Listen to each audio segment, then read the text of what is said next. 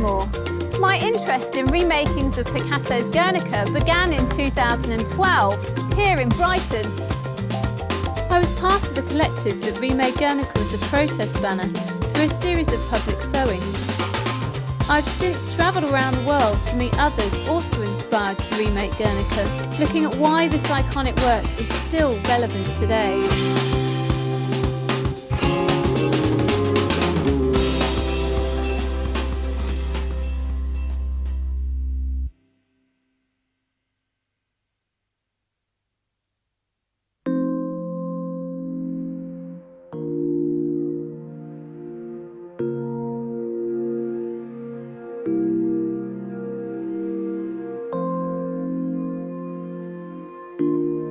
In 2017, I created an exhibition of 21st century remakings of Guernica from around the world. This went on display in the City Centre Gallery, located at the University of Brighton. We took this exhibition on tour in 2019. The tour built upon connections that had come about through the first exhibition and was a great opportunity to develop the collaborative nature of the project. Working with local and international artists, collectives, libraries, peace projects and charities, I aim to facilitate an environment to cultivate different artistic ways of working with a focus on art as an empowering force.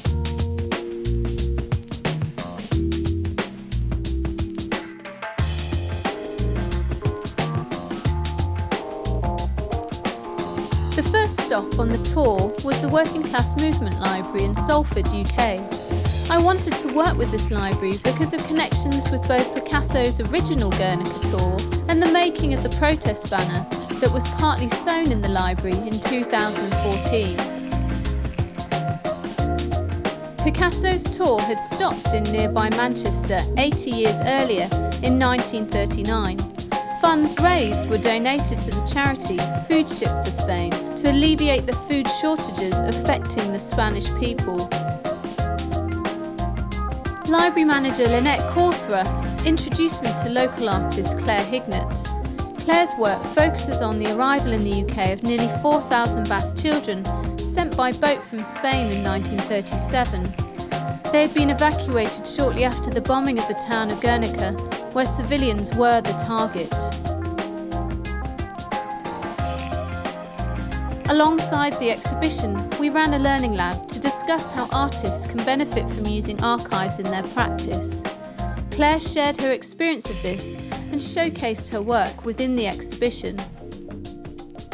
So I was going to tell you how someone who got an E in their History A-level suddenly ended up researching a bunch of Basque children that came to Salford in 1937 and then ended up using archives to find out more about them. And basically, I bought this book from a stall that was next to me. It was a working class movement stall, and I found this paragraph in it.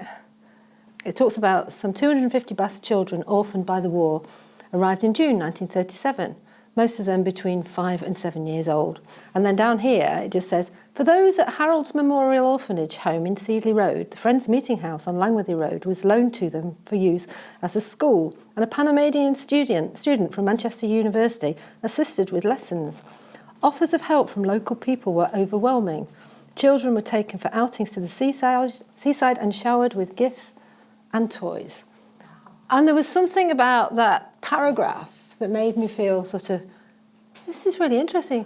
I mean, my mother-in-law, she's 90 this year. She came round for a meal and I just said, do you remember some kids from Spain coming over in 1937? And she physically changed her body when she and the way she spoke, because she hadn't spoken about that since 1937, because of course the war came in, erased all these memories. Oh yeah, she said, I were in Hope Hospital with mums, and I come out, and me and my mates, we went down dog entry to go and have a look at them. Oh, and we was dead disappointed.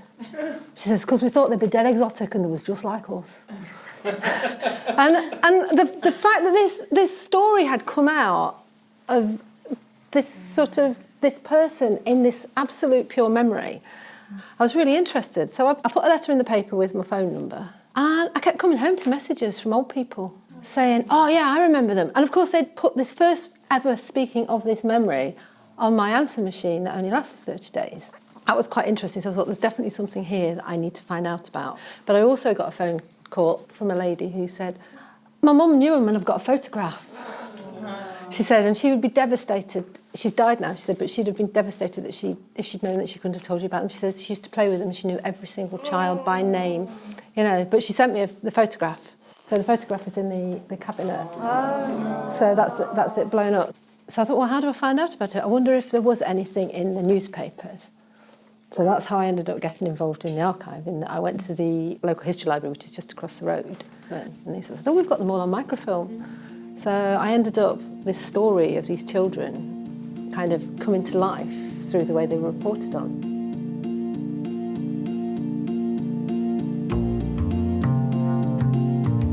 Claire graduated from Islington Mill Art Academy, located just round the corner from the library. The Academy is one of a growing number of free, peer-led art schools in the UK and is open to anyone who wants to be an artist. Learning activities are shared and led by the energy and ideas of the current students, who choose to graduate when they feel ready to work more independently. The Mill provides studio space for over 50 artists and hosts a series of visiting artists as well. We invited some of the current students and visiting artists to collaborate in the Learning Lab to explore the use of archives in their practice. Well, just sitting here started making me think about the work I'm doing now and actually how it's reflective of the times we live in, and you don't realise it when you're making it, but it's there and I see it now. You can use history and to see as a lens to see through what's happening right now, and I think that's something that I'm interested in. Part of my practice is about looking at kindness, sustainability and embodiment, and how we can use archives to further our practice, deepen our practice, to find evidence for our current practice. I'm Jade. I've been invited here for the day. I'm an artist living in Scarborough.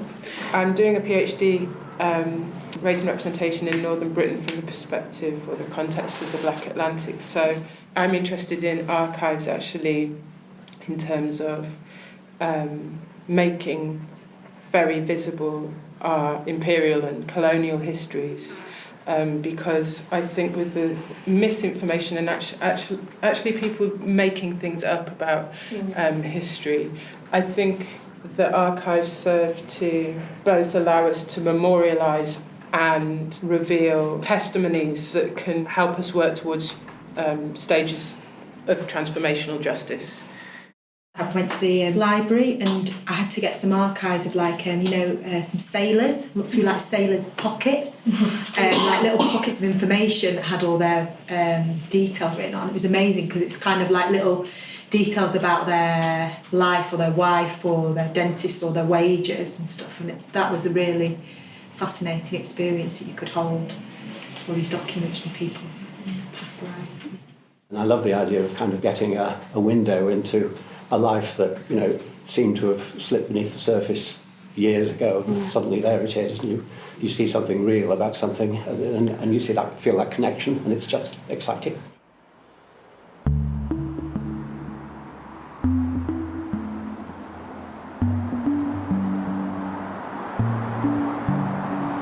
After 2 years of planning, we brought the exhibition to the National Poetry Library in the heart of London. Located within the South Bank Centre, Europe's largest centre for the arts, the library holds the most extensive public collection of modern poetry in the world. This brought an exciting new angle to the exhibition. Picasso worked with the written word and poetry, something that is often overshadowed by his paintings. This provided a great opportunity to connect Guernica Remakings with poetry and commission some new work.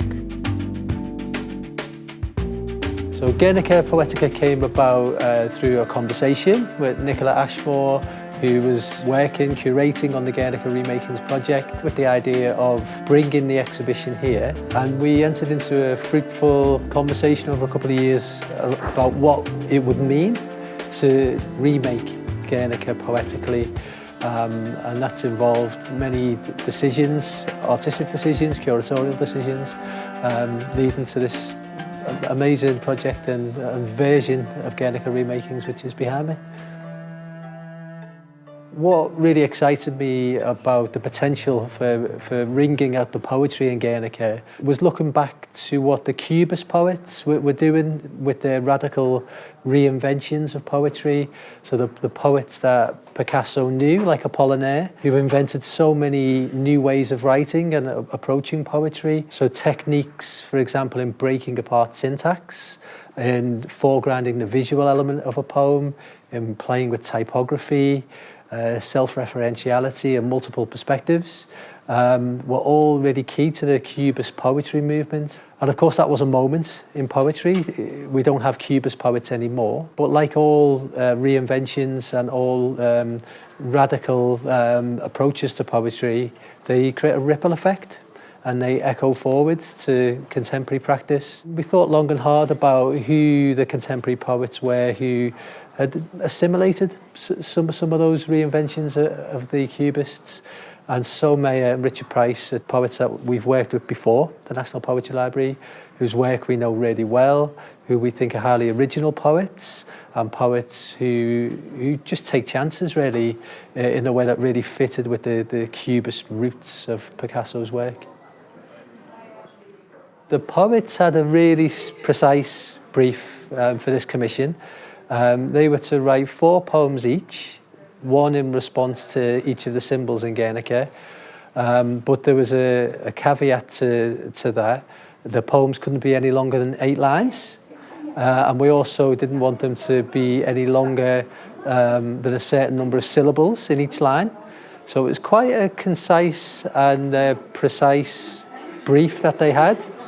And of course, that is the kind of challenge that poets often rise to and really revel in. Ni, symbol, candle bearer. Nike, kokuru egin. She is not crying victory. She is not the Red Cross lady of the lamp. She is not liberty, statuesque with her torch. Sute means fire. That bright welcome. Tirokete eten, to cease fire. Tiro, fire, as in shot. The plot is acted by women on home rights of the painting. Better to light a candle, bear witness, boroka, their fight too. This is definitely a poetry project that will be there for people to walk past within an exhibition.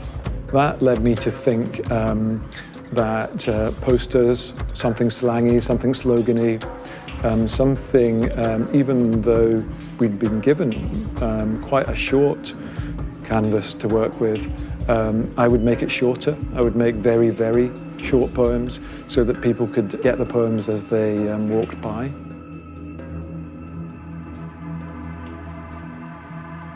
Source. How many light bulbs does it take to expose the war on children?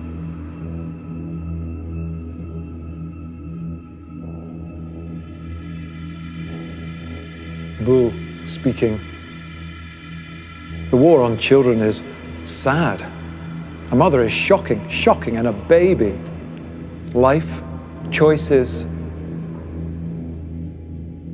When commissioning new work, the importance of it is it's the value of art. We value art, we value poetry.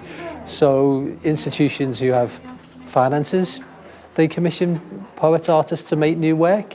That can be to celebrate an occasion, it can be to refocus an artwork such as Guernica, or it can be just for the sake of it. You know, we want to make new work. I think it's a myth that work is created always in a solo environment. It often is collaborative. And you know, that conversation, that dialogue in terms of reshaping what the new work might be is an absolute collaboration. If you look at the word commission, it basically means undertaking a mission together, continuing to spread a message collectively. So it feels like the only way to honour the spirit of Guernica, which was undertaken for a community, for a people, is to continue its work.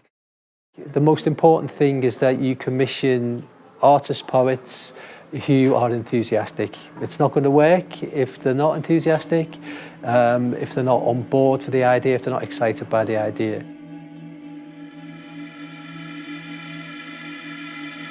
Sword and flower. The war on children, the war on women, eventually, at some point, given time, is the war on men. Oh, a flower. As a person, I think it's not possible to think about any of his work without thinking about what we know about particularly the way he treated the women in his life, the way he treated his children, and the way that he viewed his art as a manifestation of his ego increasingly. But why I come back to Guernica and why it holds such meaning for me is it feels like the testament to a moment where Picasso wasn't an egotist, where he put all his talent and his relationship with Ma as an equal artist in service of a bigger cause. And there's not much in his catalogue that does that. Fire, raging. Who must beg inside the burning building? Who must beg outside the burning building? Pray or don't pray. Rage must meet rage. Poetry doesn't answer to anybody. So Picasso and I are in the same room and we are equals. We're both artists. He's a genius. I'm not a genius.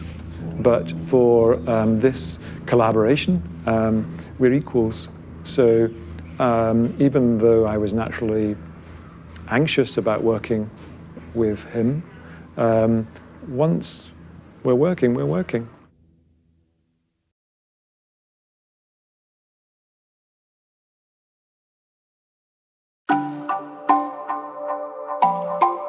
Located in the Indian Ocean, Mauritius has become known worldwide for its extraordinary and diverse nature and is a tropical paradise holiday destination for many. However, since the first human settlement in 1638, the natural resources of the island have been plundered by different colonial powers and its geographical location exploited. A legacy of slavery, indentured servitude and forced displacement within the Mauritian territory are still found at the root cause of socio-political divisions, both locally and internationally. We embarked on a busy schedule of events across the island, starting in the third largest city, Rose Hill, where a series of performances and discussions were held alongside the Guernica Remakings exhibition at the Plaza. Gaston Valaiden, playwright, actor, director as well. Need a little bit of introduction. You know, the Chagos archipelago was part of the Mauritian territory. So before independence, during the 50s, an American working in, I think, the Ministry of Defense, something, discovered this island. It was isolated in the middle of the Indian Ocean, but within reach of the Far East and the Middle East. So they talked to the British, and they wanted to settle, they wanted to have a military base on Diego Garcia, which is part of the Chagos archipelago. But then when Mauritius achieved independence, the British, they detached this island from the Mauritian territory. We have been fighting for such a long time, and this year, the International Court of Justice in Mauritius won the case in front of the Court of Justice. So the court condemned the British for dismantling our territory.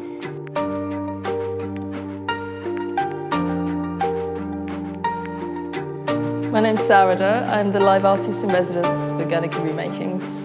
I felt poetry that I was writing was very much based on the cultural heritage, the intangible heritage, like music and dance, and instruments, and I wanted to have a space for the anger that I was feeling around the forced removal of the Chagossians from their homeland. Life is not what one lived, but what one remembers. In the communal living room of memory, over centuries, the archipelago and the Chagos Islanders shared custody of a gentle way of being, tied to land as coral is tied to sea, each dependent on the other's hospitality and protection. The revered souls of the coral atoll of the archipelago are as restless as the forgotten souls of the Chagossians. Both suffered the forced removal from Diego Garcia, America's other Guantanamo.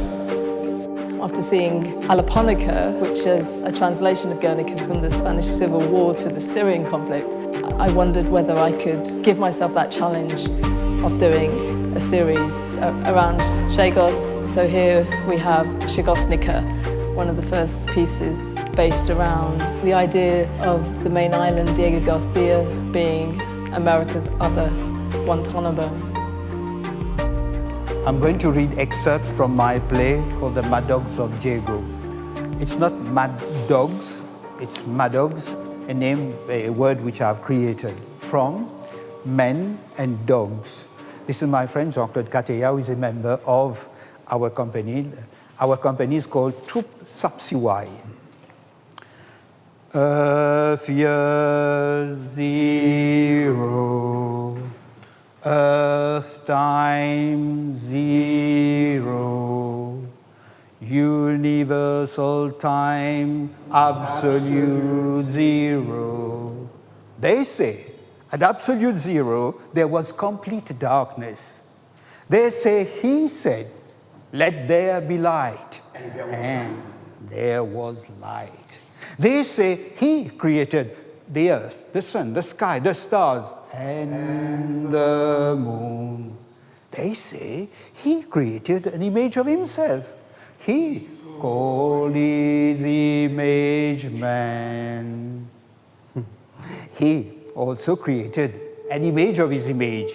He called the image of his image woman.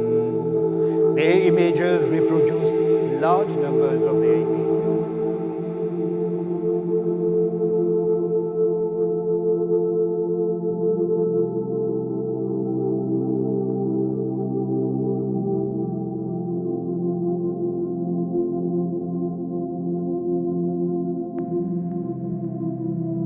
Okay, everybody, welcome. Welcome to the Guernica Remakings exhibition. I'm aware that this is the beginning of a fantastic workshop with Potage and with this title of Conflict Zone.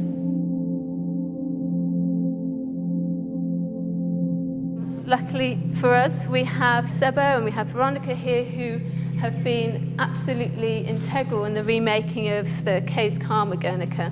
And this is the 5th Case Karma Guernica that they've created, so we're going to hear from them. My name is Sebo. We're from South Africa, coming from the organization called Case Karma Trust. Case Karma Trust consists of 4 programs. It's health, art, music, and education. We started this Guernica to protest with the lack of services to our community. And there were lots of people that were dying in that time because of the people, they don't have access, and then there's no doctors in our area.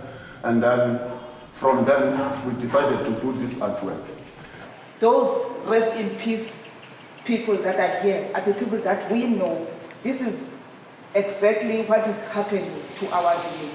Those people that are written here, it's not the fake people that we don't know. We know those people from our hearts. We see them dying. Some of them die in our hands. Some of them dying with us, trying to help them to regain their lives. By the help of the government, but a small help from the government. That's why we put this Guernica, to put our anger. This is how we express how we feel inside. because the government is not doing enough for the people that are living with HIV and AIDS. So a big thanks to Nicolas, Dr. Nicolas Asmon for this beautiful show. And we've been working together with Partage to bring this show to Mauritius. Yes. And Nicolas is going to work with us. She's going to be one of the curators of our show. So you'll be meeting her again. Yeah? Thank you very much. Thank you.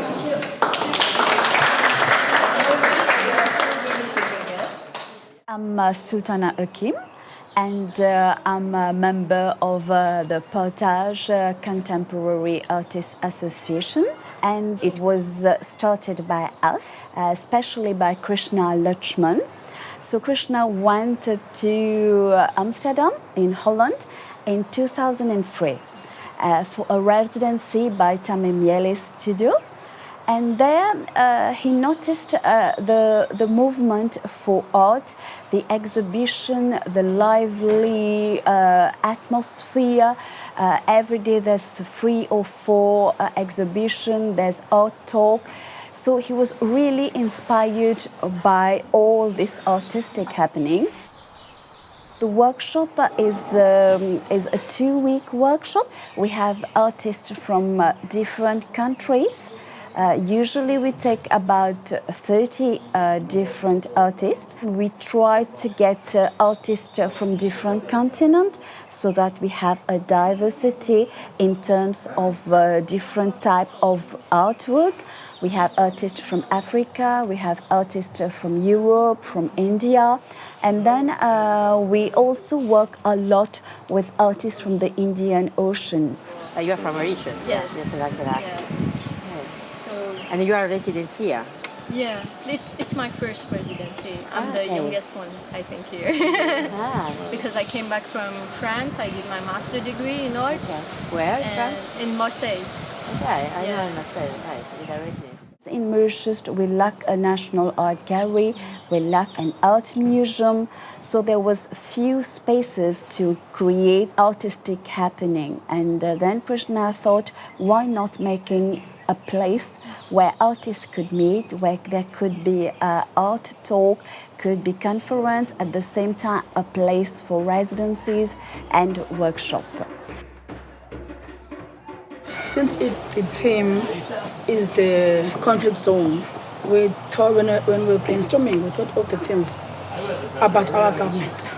And we came out with the concept of a train. That this train it has crashed with people inside. So the reason we chose that is because in our government, we voted for our government and we had high hopes that things will become okay. But what we observe each and every day on news, they are busy looting the taxpayers' money. Our kids can't get education. They cannot build houses for us as they promised. There are no jobs. The rate of unemployment is growing. Instead of things getting better, they are getting worse. So people now are getting furious. People are angry. Everybody is angry. Youth is angry. Old people are angry. Everybody.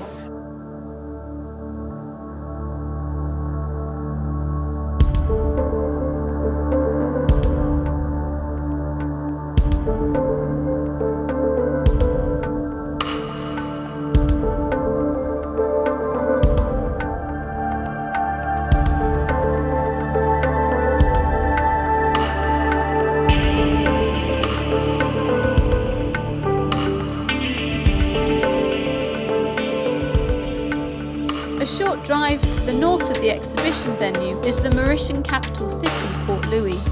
We met with art gallery director Salim Karimji just before Guernica Remakings artist in residence Serge Atakwe-Cloti gave the first ever live performance at the gallery. Welcome, we're here at the Institute of Contemporary Art Indian Ocean in Mauritius, and as you can see, the heavens have opened. I started the Institute of Contemporary Art Indian Ocean in May of 2015. The whole idea was that the Indian Ocean is a very rich zone as well, and so using artists from the region, from India, from Southeast Asia, from South Africa, East Africa, and the Indian Ocean. So invite mid-career artists, and the artists then do workshops, give a lecture. We don't have an art museum in Mauritius, so I felt that that's a real drawback for students, young children who've never seen art. And so I wanted to have a space where we could have art on display for free and on the road, so it doesn't even have to drive somewhere, you can just come up. Welcome everybody. We're going to be seeing a performance by Serge Atakwe Cloti shortly. He works across installation, performance, photography and sculpture.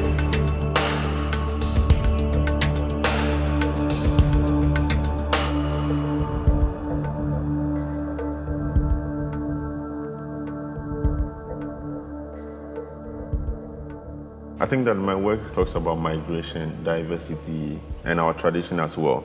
Working with the community, for me, it's a very central part of my work because it involves community development as well and social impact. I work with the plastic jerry cans, which in Ghana we use to store water. But originally, that object comes from the West as cooking oil containers. And so through my artistic practice, I'm able to engage the community to educate them how unhealthy it is to store water. And the next step was to how do we get rid of that object from the system back to the West. But it has to go through my artistic process by cutting them and stitching them with copper wires to create some kind of tapestry. And also because I'm interested in how objects change form and value because they are ordinary plastic, but when it goes through my process and back to the West, it becomes more valuable and more functional, where my country benefits from that transaction. I have about 15 studio assistants that are fully employed, and they are actually community-based people, and I have 100 collectives that will do a lot of performance by using ourselves to address issues of politics, gender, environmental issues, as well as our traditions.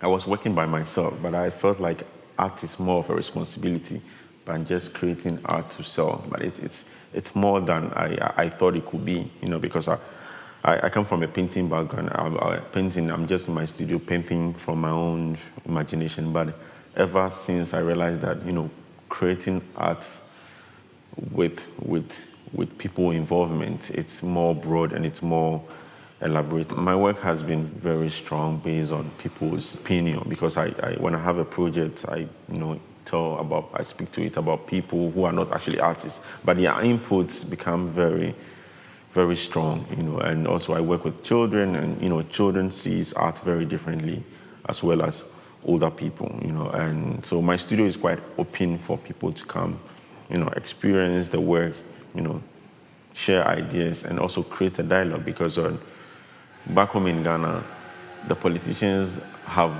invested in the youth during election. During election, they will offer you enough money to do the campaigns, but when they get to their positions, they break that relationship. So through that struggle, you begin to realize that we, the youth, need to come together, and that has also reflected on my work, like bringing people together to share a common goal.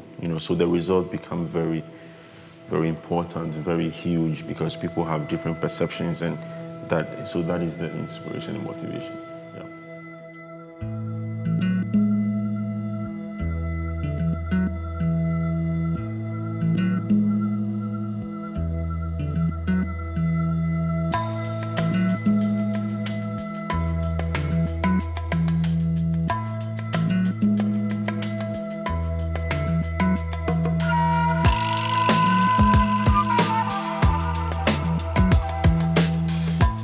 We headed to the district of Rochebois on the outskirts of Port Louis to collaborate with local youth charity Future Hope, alongside international art and peace project Kids Guernica. My name is Marie-Noël Stéphanie Ramdin, and I'm the director of Future Hope. And Future Hope is an NGO to work with poor family and children in this area. At Port Louis, have so many children don't go to school. And because like that, Future Hope is coming to help the family in this area. But I think art is a good thing for them to remove their stress, all his problem, because some children don't want to talk about their problem. And then he can explain about art, and then he can remove all their bad thing in color. You know, all the children here need support, not to judge the children. I'm just saying, I respect you and you respect me. Future Hope have a very big team. The center have 175 children, and Future Hope have 3 centers, one at Sainte-Croix, one at Cité-la-Cure. The new baby is at Petite Rivière. For Guernica, it's a very big pleasure to receive the team here, because it is a very good international exchange, because the children will talk about other people. It's not in the country, but I think it will be a very good experience for the children also, and for the educator. Guernica Remakings artist in residence, Sabina Tarsitano, facilitates the creation of kids' Guernica canvases around the world. The project began in 1995 in Japan, and so far includes over 400 collective remakings of Guernica. I work in different parts of the world with children, teenagers. It's like a Kids Guernica. And for me the most important is how to contribute to my art. So when I started my artist project, it was based on the relation between cultural heritage and contemporary art, and particularly I worked on the memory about historical monuments around the world, and I lived there, lived like in prison, I lived in a fortress, I thought that the process of my artistic, it was, one is just with me and my creation, my production, but I needed also to understand how the culture influenced my artistic process. So I thought that for me it was also important to be connected with the people. If I wanted to talk or to deal with cultural identity, I needed to know more about identity and culture. I work with the children or young people as a community, and I tried to put the importance of the dialogue, of this dialogue between different cultures, respecting each identity.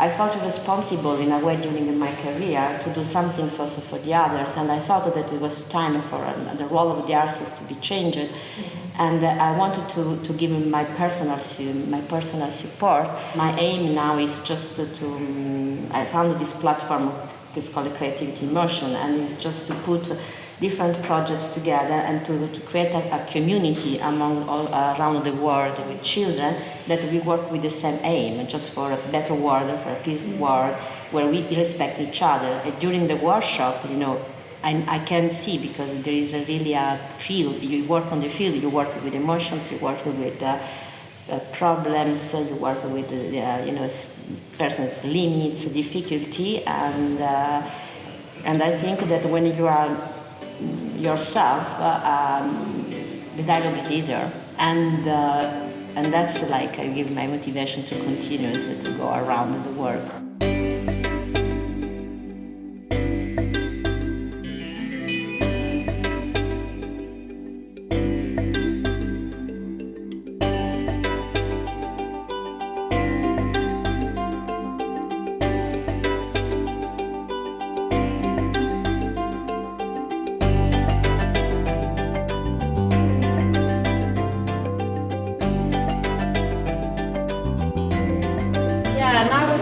We are just preparing all the stuff, so we're trying to recycling everything like photos or like from yogurt to prepare for the painting. And after that, we start to put the canvas on the top and we start. Those are the bad weather for today. Maybe we'll have about 20 or 15. Then we will do with what we have today and tomorrow. We just discovered the last time we had like 25 children, and today it's now like 50 people participants. So let's see the second process. Thank you. So we divided the people in two groups. I just explained the works of Guernica and Picasso, and they are trying to drawing their own message or piece or what do they like to change in the world. The second group that is here, they have to decide which kind of trees they wanted to drawing on the bigger canvas. This is an important process because they have to find a solution all together. I call the process to respect each other and to try to find the solution of the group. Let's see. Yeah, not what we are doing. They are dividing the canvas just to everyone can drawing their own ideas. So they are divided in 3 parts. So we have to have a space for 54 persons drawing their own ideas. This is quite a big challenge. But so they can feel part of the project with their common idea and then also with their own ideas. I say we are not in the starting block. We're already running faster like Usain Bolt now. To put it on paper is one thing, but to put it on the big piece of work is something else. Some are afraid of, what it will be like. I don't know if I could do it or not, but everyone is happy here. Everyone wants to do what they start on the paper.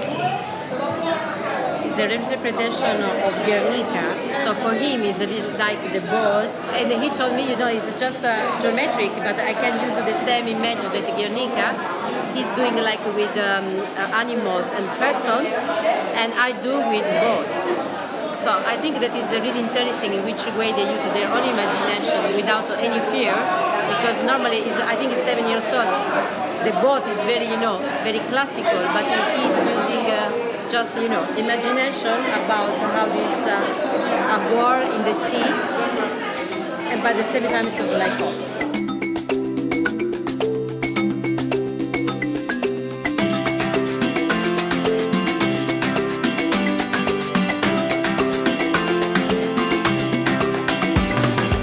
Today is the third day where really we put the image on the canvas. So yesterday they drawing their own drawings, and today all together we're going to draw what is their idea about peace and tolerance and friendship. So it will be like the day where the canvas starts to be alive, where the trees just appear and all the details appear on the canvas. So, welcome to the third day of Kids Guernica in cooperation with Guernica Remakings, and let's go to the court. What we do now is to look at the canvas, and so we try to measure, look at the canvas, to divide a little bit so they can start to have an idea about the space.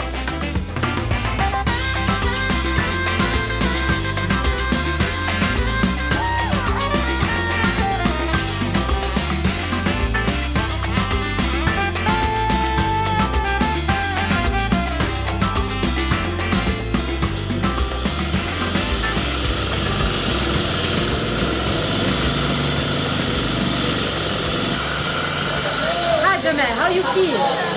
How I feel? I'm happy. Yeah, but it was quite complex for them to do the trees. Yes, because they first imagine a tree like that, and now, because step by step when I'm speaking to Jamelia, your tree is like that, but all the ramage need to be like wide like that. Look at it. Do you think that tomorrow we're going to finish our canvas? It's a bit early to... Yeah, how you feel? I feel optimistic. I feel that.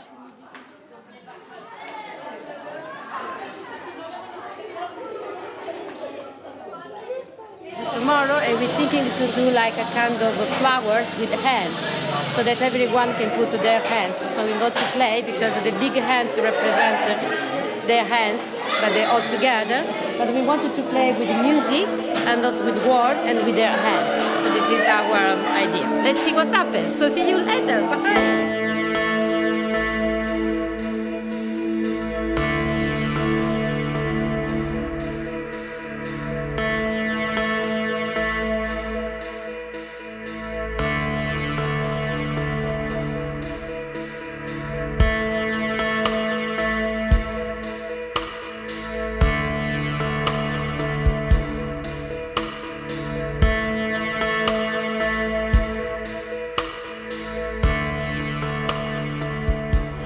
Here we are quite a tough day, but they look very, very motivated because the big process was to understand the central part of the campus.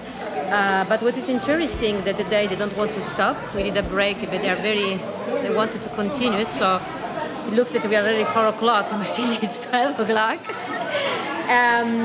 But they had also to understand in which way to cooperate. So it's not always easy because the place is big, but also big to have like 40. So they have also to give the place to the other one. So the process on the campus is still ongoing. The creation process that for them is completely new, but they understood that if they put a color, can change if they put another color. If you put a small detail, can be something's different. Each detail can change their drawing. So I think that they are really learning this process, and you can see that they're very concentrated because it's silence.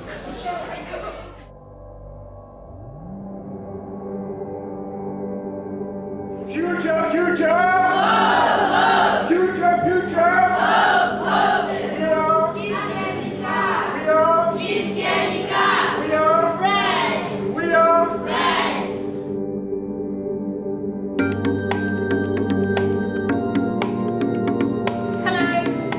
Dr. Nicola Ashmore. I'm from England and I teach at a university. I'm an art and design historian and I'm also an artist and I'm also an activist.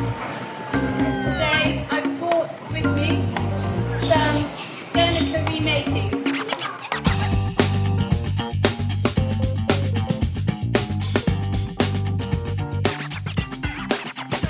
Mauritius, we are a very specific island where 3 languages for some or 4 languages for some. And when we look at the word page, we can see some English words, some French words, some Creole words. There is also some text today. So the text is about the life is full of difficulty, but we can do together. We can just, we have to follow our dreams. And the word that they choose is like respect, love, friendship, trust, joy, peace. And also another interesting word is forgive. That normally never happen because it could be like other stuff like, tolerance or like no war. But they choose really a lot of times forgive. That is also interesting. That represents something in their daily life. It is important to maybe also to forgive.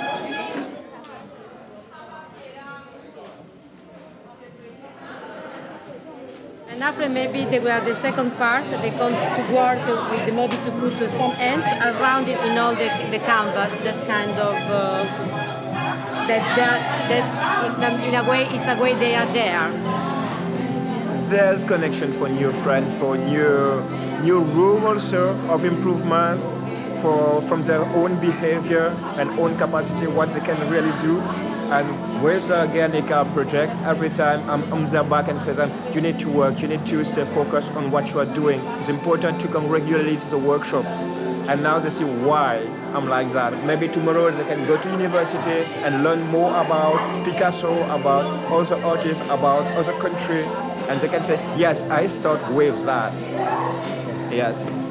And after, if you can see today, they also wrote Mauritius because it's also important to them to represent themselves as like Mauritius people, like the island. So they put like the name of the Mauritian between the hand, the heart, and the trees. In a way, it's like their message, just to be clear, the message coming from the island. They are excited because they don't imagine how big there was at first. And they don't imagine that theirs also will be so colorful, will be an amazing journey to work on it together and to share the space and share friendship, because not all of them is from the same group. We have here Future Hope kids from Sainte-Croix, from Résidence Laqueur, from Petite Rivière, and also those from Rochebois. So we have 4 regions together who work on one single piece of work. And that is very amazing. And the age group will start from maybe 6 to maybe 40 or 60. We have all generations represented on it. Yeah. So I can say, okay, it's done. So, yeah, I like it because I think that what come out is this energy of thousands of different colors that represent also this different multicultural community that is beautiful. So I'm very happy because I think they represent also them. They are very beautiful, they are complex, but they are very, yeah, there is kind of energy, and also the nature, because we are in islands where the nature is very strong. There's this green, this mountain, these trees, and I think that come out, and that's like, for me, is something that represents them. So I'm quite happy. I'm very happy.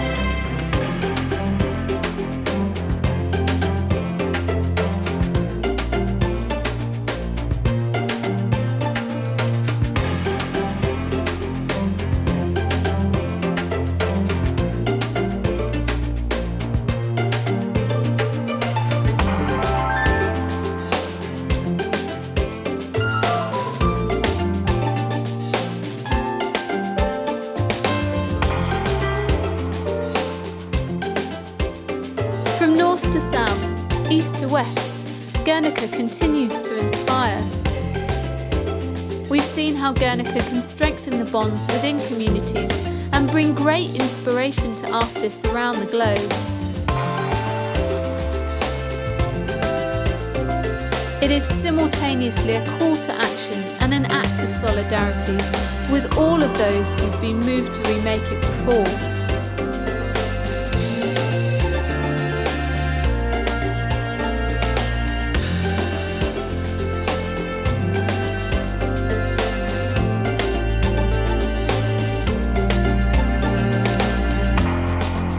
Our world faces unprecedented challenges, political, environmental and humanitarian. The importance of pushing back against those in power is as crucial today as it was when Picasso made his stand in 1937.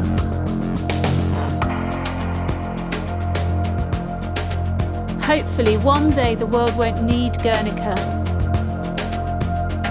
but for the moment it still does.